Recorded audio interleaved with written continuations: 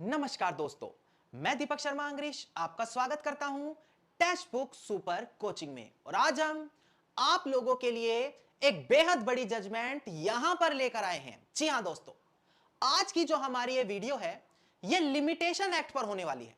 Limitation act 1963 यानी कि वो एक्ट जिसके अंदर हर चीज की समय सीमा दी गई है। अगर आप एक स्टूडेंट हैं जो जुडिशियल सर्विसेज की प्रिपरेशन कर रहे हैं या फिर किसी अदर कॉम्पिटिटिव एग्जाम की प्रिपरेशन कर रहे हैं, इसके अलावा अगर आप एक हमारे कॉमन इंडियन सिटीजन हैं तो आप लोगों के लिए भी ये वीडियो काफी इंपॉर्टेंट है। कारण क्योंकि इस वीडियो में आप लोगों को काफी इंपॉर्टेंट अपडेट मैं देने वाला हूं। देखिए दोस्तों, हम सभी लोगों को पता है कि अगर आप कोर्ट में केस फाइल करना चाहते हैं तो एक लिमिटेशन टाइम वहां पर होता है। लिमिटेशन टाइम मतलब समय सीमा। और अगर आप उस समय सीमा के भीतर अपना कोर्ट में केस फाइल नहीं करते तो ऐसा मान लिया जाता है कि आपकी समय सीमा पूरी हो गई और उसके बाद आपको केस में फाइल करना अलाउड नहीं होगा। तो समय सीमा कितनी हो सकती है वो हर चीज पर निर्भर करती है। जैसे कि अगर आपको किसी से अपना पैसा लेना है तो रिकवरी सूट फाइल करने के लिए 3 साल की समय सीमा है। अगर आपकी प्रॉपर्टी पर किसी ने कब्जा कर लिया और आप उससे कब्जा खाली कराना चाहते हैं तो 12 साल की समय सीमा है। तो यह समय सीमा निर्भर करती है सिचुएशन टू सिचुएशन पर। क्या आपको पता है कि अगर एक इंसान इस समय सीमा के भीतर कोर्ट में दावा नहीं फाइल करता, कोर्ट में केस फाइल नहीं करता, तो उसका अधिकार खत्म हो जाता है। समय सीमा पूरा हो जाने के बाद अगर वो कोर्ट का दरवाजा खटखटाता है तो कानून में उसके लिए कोई सुनवाई नहीं होती। पर ऑनरेबल सुप्रीम कोर्ट ने साल 2024 की एक काफी बड़ी जजमेंट पास की जहां पर कितनी भी देरी आपने कर दी हो, अगर आप अपनी अपील या एप्लीकेशन आवेदन कोर्ट में देना चाहते हैं तो अब उसको कोर्ट में स्वीकार कर लिया जाएगा। यह सारी डिटेल्स मैं आज की वीडियो में आप लोगों के साथ डिस्कस करने वाला हूं। अब बड़ी ध्यान से डिस्प्ले पर ध्यान दीजिएगा, एक एक चीज मैं यहां पर आपको समझाने वाला हूं। देखिए, सबसे पहले हम पढ़ते हैं सेक्शन 5 ऑफ लिमिटेशन एक्ट, बड़ा इंपॉर्टेंट है। सेक्शन 5 बोलता है कि जो प्रिस्क्राइब्ड पीरियड है, प्रिस्क्राइब्ड पीरियड मतलब जो टाइम लिमिटेशन है जो हर सिचुएशन में अलग अलग होती है। जैसे मैंने आपको बताया था, पैसा लेना है तो 5 साल, कब्जा छुड़वाना है तो 5 साल, 12 साल, तो वो प्रिस्क्राइब्ड पीरियड हो गया हमारा। उस पीरियड को कब एक्सटेंड किया जा सकता है, कब बढ़ाया जा सकता है, यह सेक्शन 5 हमें बताता है। ध्यान दीजिएगा क्या बोलता है। किसी भी अपील में, यानी कि जब आप किसी कोर्ट केस डिक्री के अगेंस्ट में आगे जाना चाहते हैं, ऊपर कोर्ट में जाना चाहते हैं, अपील में जाना चाहते हैं, या आप कोर्ट में कोई एप्लीकेशन फाइल करना चाहते हैं, तो यह बोल रहा है हम आपकी उस एप्लीकेशन को एडमिट करने का मतलब हो गया एक्सेप्ट कर लेंगे, चाहे आपका जो वो टाइम पीरियड है, प्रिस्क्राइब्ड पीरियड है, वो खत्म ही क्यों ना हो गया, वो पूरा ही क्यों ना हो गया। पर कंडीशन दी है एक कि जो अपीलियंट है या एप्लीकेंट है जो कोर्ट में आवेदन डाल रहा है, उसको कोर्ट को सेटिस्फाई कराना पड़ेगा, संतुष्ट कराना पड़ेगा कि मेरे पास एक सफिशिएंट कारण है, एक जेन्युइन रीजन है जिसकी वजह से मैं टाइम पीरियड के अंदर कोर्ट में अपील या एप्लीकेशन नहीं डाल पाया। और अगर कोर्ट आपके उस सेटिस्फैक्शन रीजन से, उससे सेटिस्फाई हो रही है आपके रीजन से, तो आपकी वो अपील बाद में भी, समय सीमा निकल जाने के बाद भी एक्सेप्ट हो जाएगी। पर ध्यान दें, ऑर्डर 21 सीपीसी पर यह चीज लागू नहीं होती।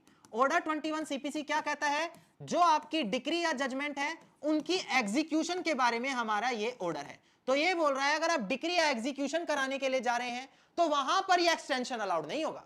वहां पर जितना टाइम आपको दिया है 3 साल, उसके अंदर आपको कराना पड़ेगा।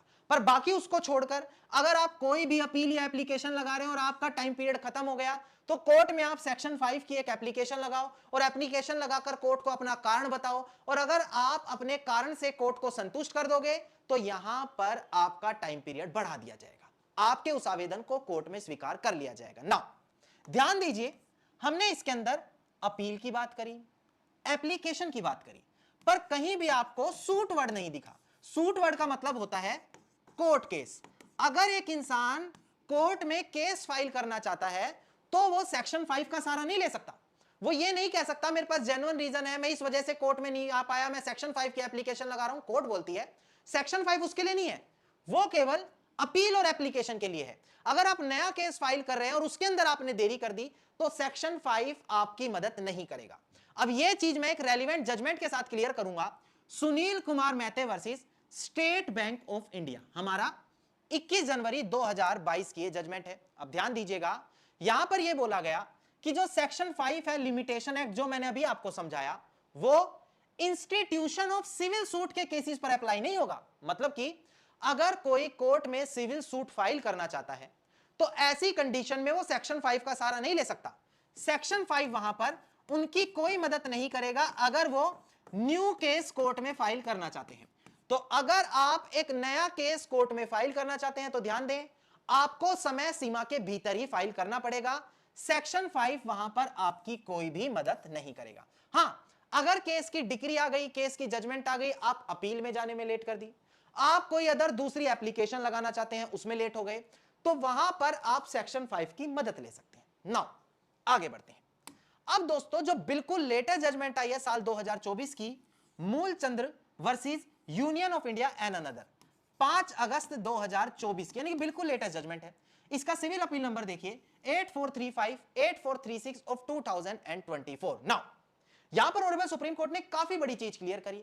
ऑनरेबल सुप्रीम कोर्ट ने कहा कि जब सेक्शन 5 लोगों को अलाउड करता है कि आप समय सीमा से बाहर हो गए हैं तो भी हम अगर आप सफिशिएंट कारण देंगे तो आपकी उस अपील या एप्लीकेशन को स्वीकार करेंगे। उसके अंदर केवल कारण देखो कि क्या कारण रह गया, बल्कि टाइम पीरियड मत देखो, मतलब यह मत देखो कि कितने समय बाद आया है, क्योंकि सेक्शन 5 ने खुद यह बात नहीं बोली। सेक्शन 5 ने तो यह बोला सफिशिएंट कारण देखो, अगर सफिशिएंट कारण है तो अलाउड कर दो। तो इन्होंने यहां पर ऑनरेबल सुप्रीम कोर्ट ने इस जजमेंट में जो बिल्कुल लेटेस्ट जजमेंट आई है, यहां पर ऑनरेबल दिल्ली हाई कोर्ट के एक ऑर्डर को सेट असाइड करा, क्योंकि दिल्ली हाई कोर्ट ने एक अपील को एक्सेप्ट करने के लिए, सॉरी एप्लीकेशन को एक्सेप्ट करने के लिए मना कर दिया था, क्योंकि ऑनरेबल दिल्ली हाई कोर्ट का कहना है कि वो एप्लीकेंट 425 दिन लेट है। कितने दिन लेट है? 425 दिन लेट है, यानी कि लगभग 1 साल लेट है। और अगर कोई इतने समय से लेट है तो हम उसकी उस एप्लीकेशन को एक्सेप्ट नहीं करेंगे। तो यहां पर वो व्यक्ति पहुंच गया ऑनरेबल सुप्रीम कोर्ट अपील करता हुआ। तो ऑनरेबल सुप्रीम कोर्ट ने उस दिल्ली हाई कोर्ट के ऑर्डर को सेट असाइड कर दिया। यहां पर देखिएगा क्या बोला गया। ऑनरेबल सुप्रीम कोर्ट ने कहा कि जो नेग्लिजेंस है, नेग्लिजेंस एक तरीके से आप बोल सकते हैं लापरवाही, गलती, जो गलती है वो यहां पर क्या है, उस अपीलिएंट की नहीं है, मतलब कि जिसने देरी करी है 425 दिन उसकी गलती नहीं है, बल्कि यहां पर जो अपीलिएंट का एडवोकेट है उसकी गलती है। कोर्ट ने प्रेजेंट केस में पाया कि अपीलिएंट के एडवोकेट ने क्या किया कि जो उसने एप्लीकेशन लगा रखी थी, बिना एप्लीकेंट से पूछे, बिना कोर्ट केस की पार्टी से पूछे उसको विड्रॉ करा दिया कोर्ट से। अब जब विड्रॉ करा दिया गया तो उसको उसकी समझ नहीं हुई, तो जब उसको उस चीज की जानकारी हुई उसने सीधा ट्रिब्यूनल का दरवाजा खटखटाया। अब जब ट्रिब्यूनल का दरवाजा खटखटाया तो ट्रिब्यूनल का कहना था भाई आपने तो काफी लेट कर दिया, अब हम आपकी इस एप्लीकेशन को एक्सेप्ट नहीं करेंगे। उसके बाद हमारा वो applicant honourable Delhi high court पहुंचा। ऑनरेबल दिल्ली हाई कोर्ट ने कहा कि आप तो 425 दिन लेट आए हो, ये तो काफी लंबा समय हो गया, अब हम आपकी उस एप्लीकेशन को एक्सेप्ट नहीं कर सकते। तो ये मैटर आगे अपील होता होता ऑनरेबल सुप्रीम कोर्ट के सामने पहुंचा, जहां पर ऑनरेबल सुप्रीम कोर्ट ने यह कहा कि अपीलिएंट की तरफ से कोई नेग्लिजेंस नहीं है। तो यहां पर ट्रिब्यूनल को यह देखना चाहिए था कि जो डिले है वो ट्रिब्यूनल को देखना चाहिए कि जब अपीलिएंट की तरफ से नहीं हुआ तो यहां पर हम उसको एक्सेप्ट कर ले, उसका सफिशिएंट कारण देख ले। तो इन्होंने बोला कि अगर अपीलिएंट की तरफ से कोई भी फॉल्ट नहीं है तो यहां पर अगर वो सफिशिएंट कारण भी दिखा रहा है तो सुप्रीम कोर्ट का कहना है, हमारा यही व्यू है, हमारी यही मानना है कि जो ट्रिब्यूनल और हाई कोर्ट ने उनके इस एप्लीकेशन को एक्सेप्ट ना किया है वो काफी बड़ी गलती की है। यहां पर उन्होंने लिबरल अप्रोच नहीं अपनाई, तो यहां पर ऑनरेबल सुप्रीम कोर्ट ने उस व्यक्ति की एप्लीकेशन को एक्सेप्ट कर लिया। यहां पर देखिए सुप्रीम कोर्ट ने क्या कहा, बड़ा इंपॉर्टेंट है स्टूडेंट्स आप लोगों के लिए, प्लीज नोट डाउन कीजिएगा। सुप्रीम कोर्ट ने कहा कि अगर एक इंसान फाइल करने में किसी एप्लीकेशन को डिले कर देता है तो उसका वो ग्राउंड कॉन्डोन, मतलब माफ कर दो, क्योंकि अगर उसने सफिशिएंट कारण दे दिया तो सेक्शन 5 के अकॉर्डिंगली उसको माफ किया जा सकता है। हां, उसके अंदर लेंथ ऑफ डिले देखना जरूरी नहीं है। लेंथ ऑफ डिले का मतलब कि कितना लेट उसने कर दिया, जैसे कि प्रेजेंट केस में दिल्ली हाईकोर्ट का कहना है कि वो 425 दिन लेट आया है। तो यहां पर ऑनरेबल सुप्रीम कोर्ट ने कहा कि अगर वो जो एप्लीकेंट कोर्ट में रीजन दे रहा है वो सफिशिएंट कारण है तो भी आप उसको अलाउड कर सकते हो। तो देखिए कितनी बड़ी जजमेंट आई है। ऑनरेबल सुप्रीम कोर्ट ने बड़ी जजमेंट में बोला कि नहीं देखा जाएगा, सिर्फ सफिशिएंट कोज देखा जाएगा। कोई इंसान कितना लेट आकर अपील या एप्लीकेशन लगा रहा है कोई जरूरी नहीं है देखना, बस ये देखो कि वो इतने समय से नहीं आया तो क्या उसके पास कोई सफिशिएंट कोज है, कारण है, और अगर कोर्ट उसके उस सफिशिएंट कोज से सेटिस्फाई है तो उसकी डिले को कंडोन कर दो, मतलब जो उसने देरी करी है उसको माफ कर दो और उसकी अपील या एप्लीकेशन को एक्सेप्ट कर लो। ऑनरेबल सुप्रीम कोर्ट ने यह काफी बड़ी जजमेंट पास करी जो आप लोगों के लिए या उन सभी स्टूडेंट के लिए काफी ज्यादा इंपॉर्टेंट साबित होने वाली है जो यहां पर जुडिशियल सर्विसेज या अदर एग्जाम की प्रिपरेशन कर रहे हैं। धन्यवाद दोस्तों। उम्मीद करता हूं इस सेशन में मिली इंपॉर्टेंट जजमेंट से अपडेट आप लोगों के लिए काफी ज्यादा कारगर साबित होगी। अगर आपको हमारा आज का सेशन अच्छा लगा तो छोटा सा अनुरोध है, वीडियो को लाइक और सभी लोगों के साथ शेयर जरूर करें। इसके अलावा अगर आप हर लेटेस्ट अपडेट को इस तरीके से डिस्प्ले पर देखकर समझना चाहते हैं, अपने आप को अप टू डेट रखना चाहते हैं, तो चैनल को तुरंत सब्सक्राइब करके नोटिफिकेशन बेल आइकन आप जरूर दबा दें।